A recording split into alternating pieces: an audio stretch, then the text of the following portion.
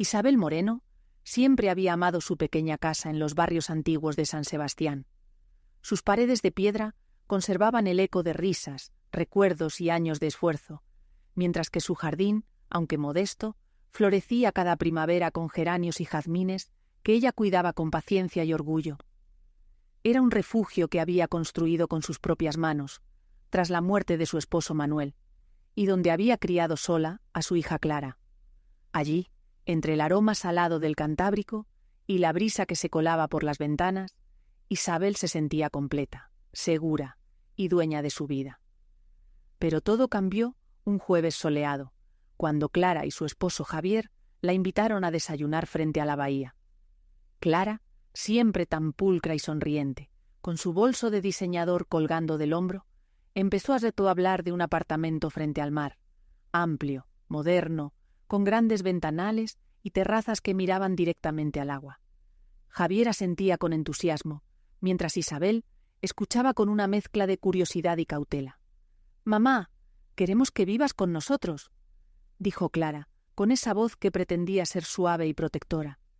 «Es un apartamento precioso, sin escaleras, cerca de nosotros. Queremos que disfrutes tu jubilación sin preocupaciones». Isabel sonrió débilmente, dejando que sus manos jugaran con la taza de café.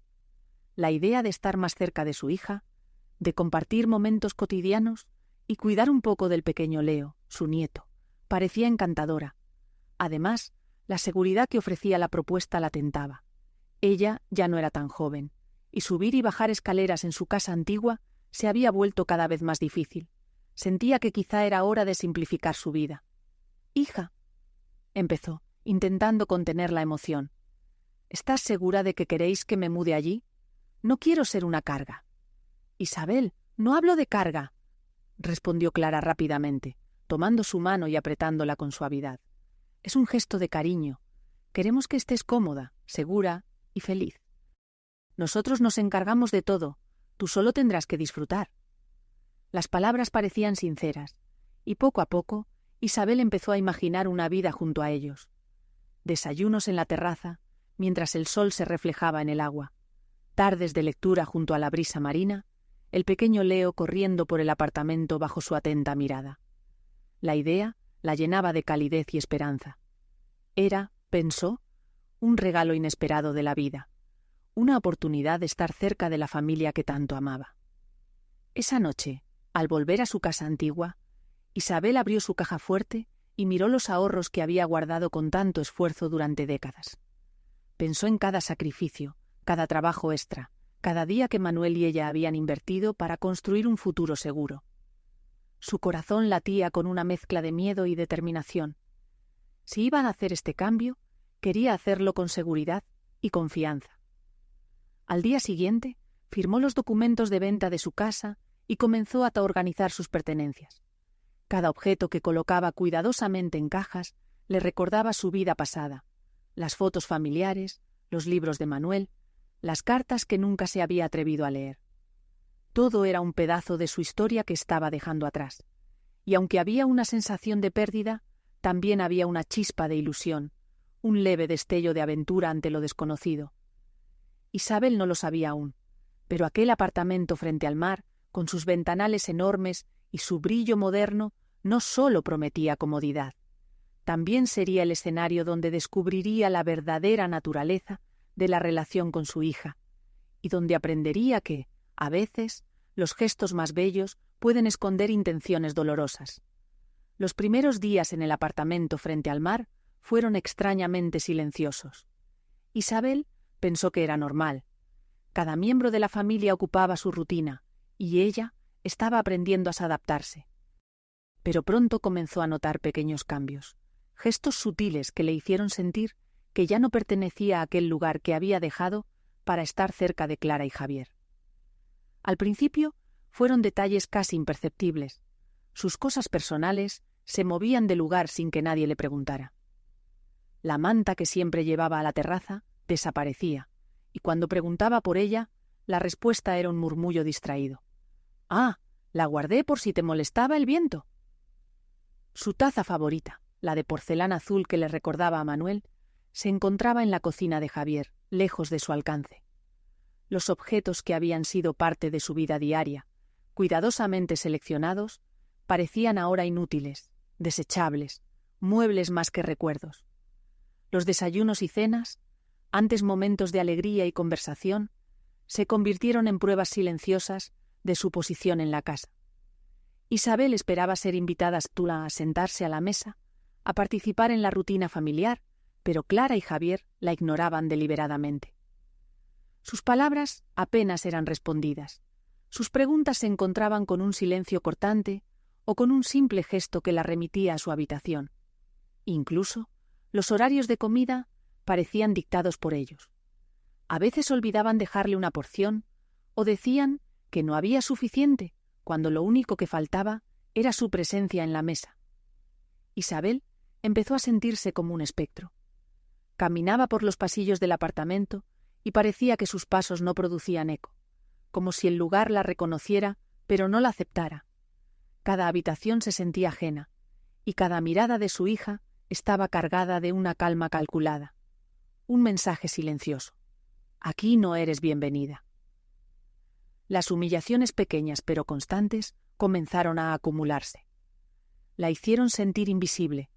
Su opinión sobre la decoración era ignorada, sus consejos sobre el cuidado de Leo eran minimizados y hasta su simple presencia en la cocina parecía molestarles. Un día, mientras colocaba un mantel, Clara comentó con ligereza: «Mamá, no te esfuerces demasiado. Aquí no necesitamos que trabajes». Isabel sintió que aquellas palabras eran una daga disfrazada de amabilidad, una forma de recordarle que en aquel hogar ya no tenía autoridad ni importancia. El sentimiento de ser un fantasma se profundizó con la rutina diaria. Mientras ellos organizaban fiestas para amigos o planeaban salidas, Isabel permanecía en silencio, observando desde el borde del salón, como si su rol fuera únicamente mirar y no participar. Cada gesto de desprecio, cada omisión deliberada, reforzaba en su corazón la sensación de que su vida, sus esfuerzos y su amor no significaban nada en aquel espacio que había dejado su hogar original para habitar. Sin embargo, en medio de la invisibilidad y la humillación, Isabel empezó a sentir una chispa de resistencia. Su espíritu, aunque herido, no estaba quebrado. Comprendió que, aunque la trataban como un fantasma, aún tenía su mente, su experiencia y su fuerza interior. Cada pequeño ultraje acumulado, cada gesto de indiferencia, estaba despertando en ella la determinación de no desaparecer, de mantener su dignidad aunque la quisieran borrar. Así, mientras caminaba sola por la terraza, contemplando la bruma del Cantábrico, Isabel empezó a tomar nota mental de cada acción, cada comentario, cada desdén. La mujer que había confiado en su hija para compartir su vida comenzaba a construir silenciosamente un archivo invisible, una memoria de pruebas que algún día demostrarían que su presencia no era un error, sino un derecho. Ser un fantasma en la casa de su hija no sería para siempre. Isabel estaba aprendiendo a observar, a registrar, a proteger su dignidad, mientras aún respiraba en el espacio que ellos creían suyo. Y en esa sombra, lentamente, comenzaba a crecer una fuerza que ni Clara ni Javier podrían ignorar por mucho tiempo. Todo cambió un martes por la tarde. Isabel estaba en la cocina colocando platos en el lavavajillas, cuando escuchó el grito de Clara desde la sala. Había derramado café sobre la mesa, y lo que parecía un accidente cotidiano se convirtió en una tormenta. «Siempre comes y no ayudas en nada», exclamó Clara, con un tono cortante y despectivo. Javier, a su lado, permanecía en silencio, asentando con la cabeza como si cada palabra de su hija fuera un veredicto. Ese momento, aunque doloroso, despertó en Isabel algo que llevaba meses adormecido. No era rabia ni tristeza, sino un reconocimiento frío y claro. La veían como una carga. Su amor y sacrificio eran considerados un estorbo, un obstáculo que debía desaparecer para que ellos pudieran vivir su vida perfecta. Mientras limpiaba el café derramado, un pensamiento firme comenzó a tomar forma en su mente. Ya no podía permitirse desaparecer en silencio. Su presencia, sus decisiones, su historia, todo aquello que había construido a lo largo de décadas, era valioso. Y si ellos pretendían ignorarlo, Ella debía encontrar la manera de protegerlo. Esa noche, antes de acostarse, Isabel sacó un pequeño cuaderno que llevaba siempre en su bolso. No era para escribir cartas ni para que alguien más lo leyera. Era un registro personal, una memoria silenciosa de cada humillación, de cada gesto que la hacía sentir invisible. Anotó las palabras de Clara, las omisiones de Javier, los cambios arbitrarios en la casa y los momentos en que su opinión había sido ignorada. Cada entrada fortalecía su determinación. Estaba tomando nota de la verdad antes de que ellos la distorsionaran o la ocultaran. En los días siguientes, Isabel comenzó a ser más consciente de cada interacción. Observaba, escuchaba, registraba. No se trataba de venganza inmediata, sino de comprender la dinámica de la casa, de ver cómo habían transformado su generosidad en control y su paciencia en desprecio. Cada comentario, cada gesto de indiferencia, era una pieza del rompecabezas que poco a poco revelaba la realidad. Su familia no la amaba por quien era, sino que esperaba que ella sostuviera su vida sin pedir nada a cambio. Sin embargo, en medio de esa claridad dolorosa, Isabel sintió que algo cambiaba en su interior. Su corazón, antes vulnerable y dispuesto a perdonar todo, comenzaba a endurecerse. No de manera fría ni rencorosa, sino firme, como un escudo que la preparaba para proteger su dignidad. Comprendió que el amor no siempre era suficiente para mantener el respeto. A veces era necesario establecer límites claros y defenderse incluso de aquellos a quienes más habías dado. Así, entre pequeños ultrajes y silencios pesados, Isabel empezó a transformarse. La mujer que había llegado a San Sebastián, confiando en la buena voluntad de su hija y yerno, empezaba a descubrir que aunque la veían como una sombra, todavía tenía voz, criterio y poder sobre su propia vida. Cada registro en su cuaderno, cada anotación sobre los gestos de desprecio, era una semilla de fortaleza que germinaría en los días venideros. Isabel ya no era solo la madre que cuidaba, la abuela que apoyaba, la invitada silenciosa.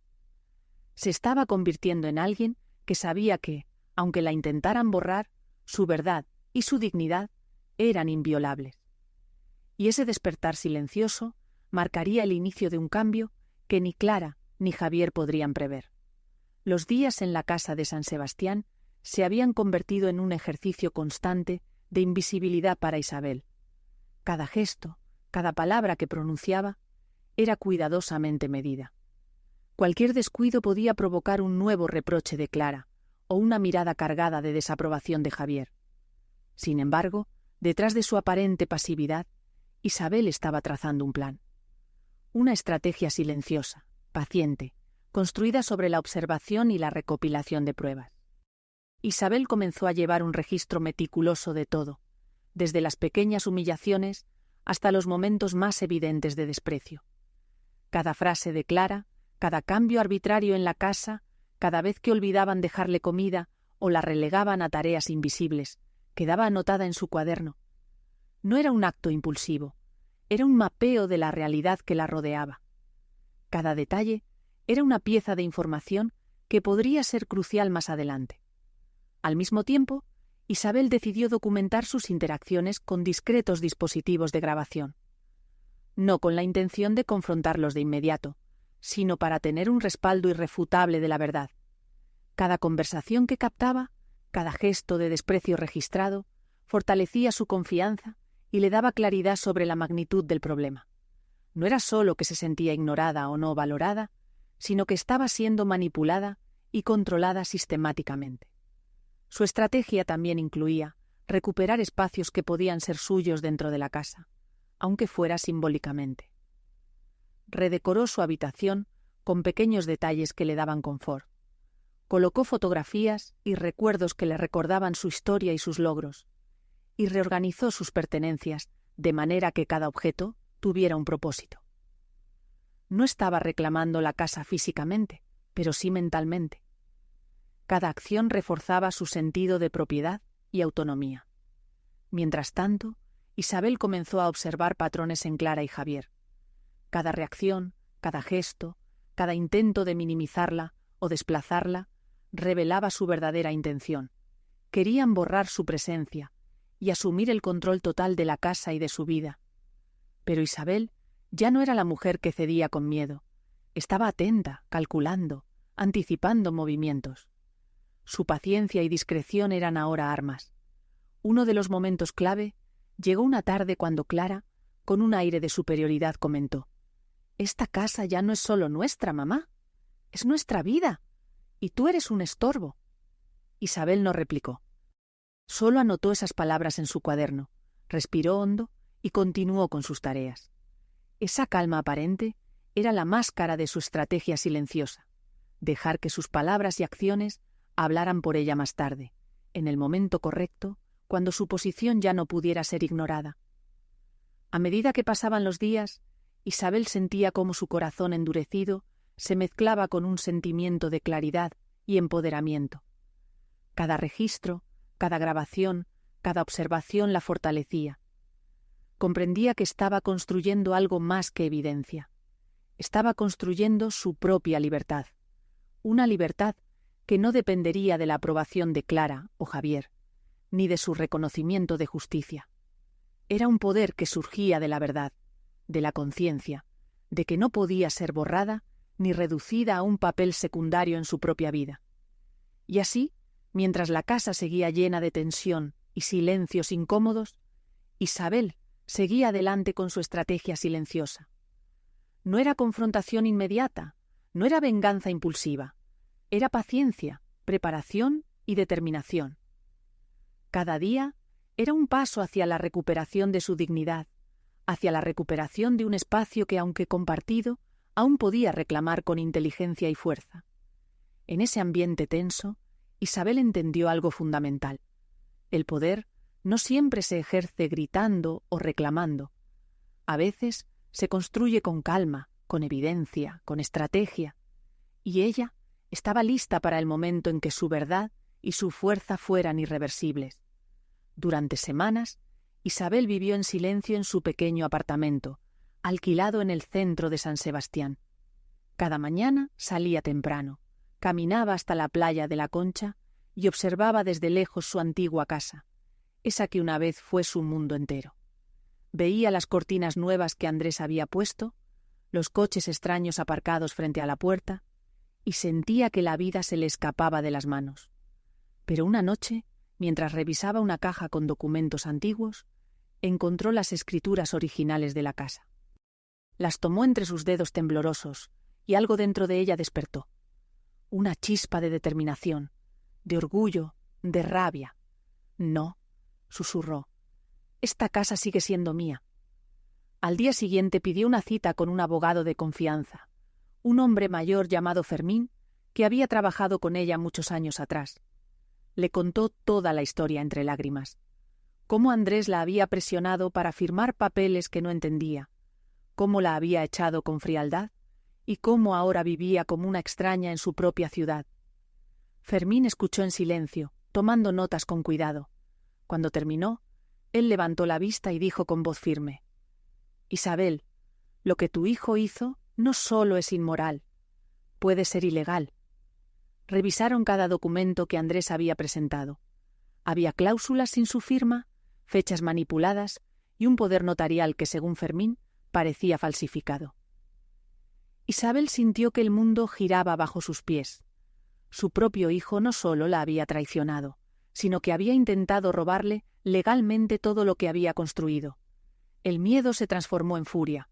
Por primera vez en meses, sintió que recuperaba el control. Firmó una autorización para que Fermín iniciara un proceso judicial de recuperación de la propiedad. Era el inicio de una batalla que no solo sería legal, sino también emocional. Tendría que enfrentar cara a cara a su hijo, y eso le rompía el corazón. Las semanas siguientes fueron un torbellino de audiencias, declaraciones y recuerdos dolorosos. Isabel veía a Andrés en la sala del juzgado, impecable con su traje caro, evitando su mirada.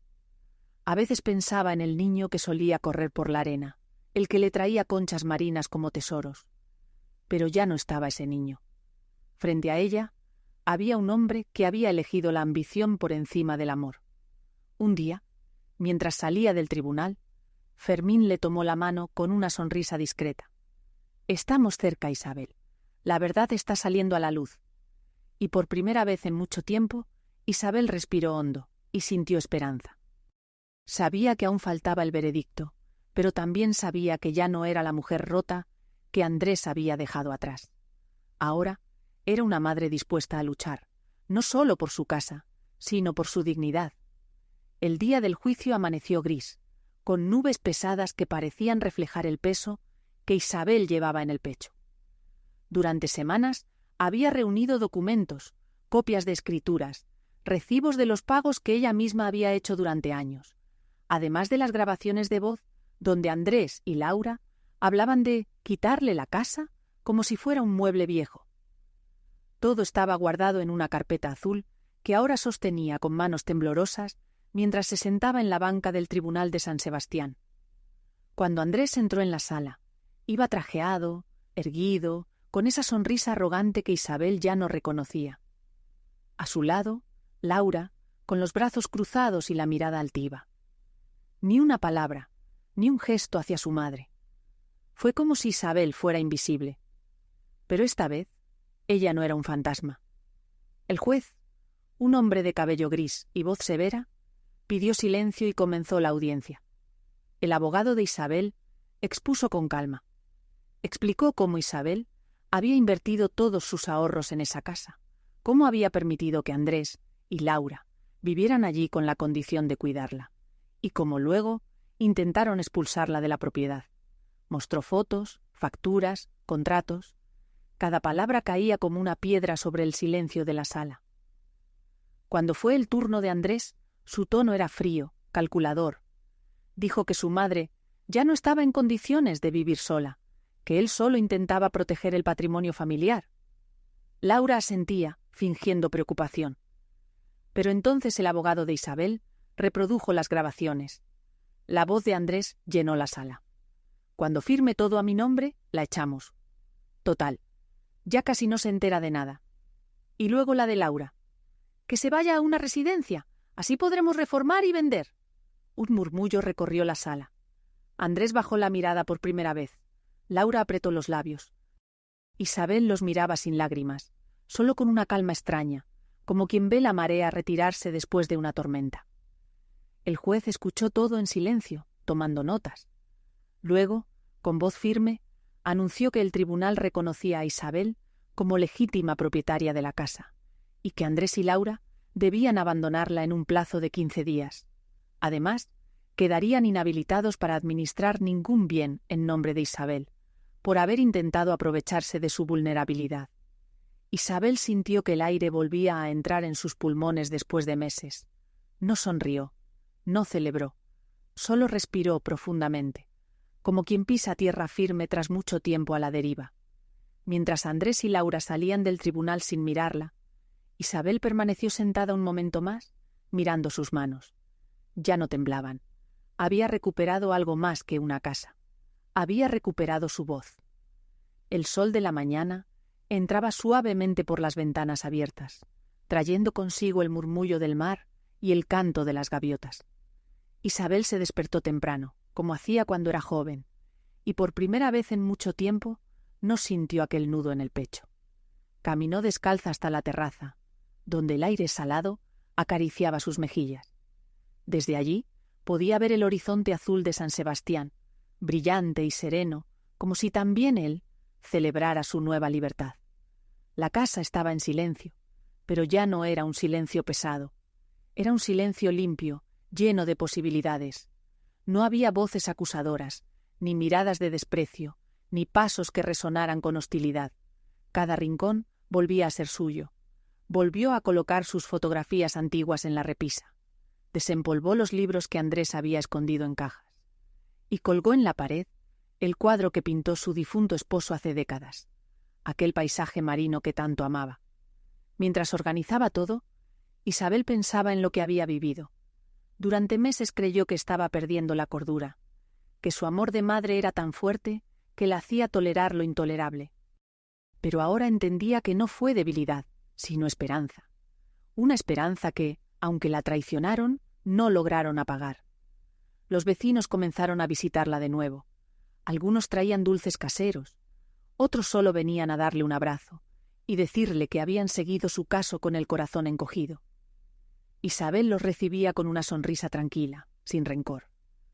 Cuando hablaban de Andrés y Laura, ella solo decía: «Espero que encuentren el camino que yo ya encontré, el de vivir con verdad». Una tarde, mientras paseaba por la playa, vio a un grupo de mujeres mayores practicando yoga frente al mar. Se acercó con timidez, y una de ellas le sonrió y le ofreció una esterilla. Isabel aceptó.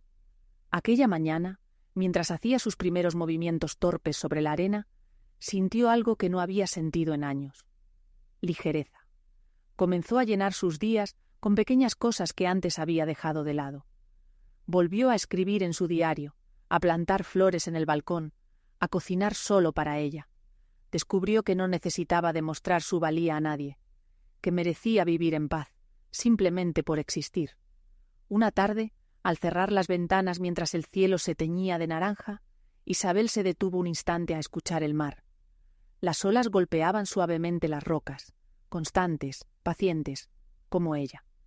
«Estoy bien», susurró en voz baja, y lo dijo con certeza, porque Isabel no solo había recuperado su casa, había recuperado su historia, su dignidad y su alegría. Y en aquel rincón de San Sebastián, con el sonido del mar como testigo, volvió a empezar, más fuerte, más libre, más ella.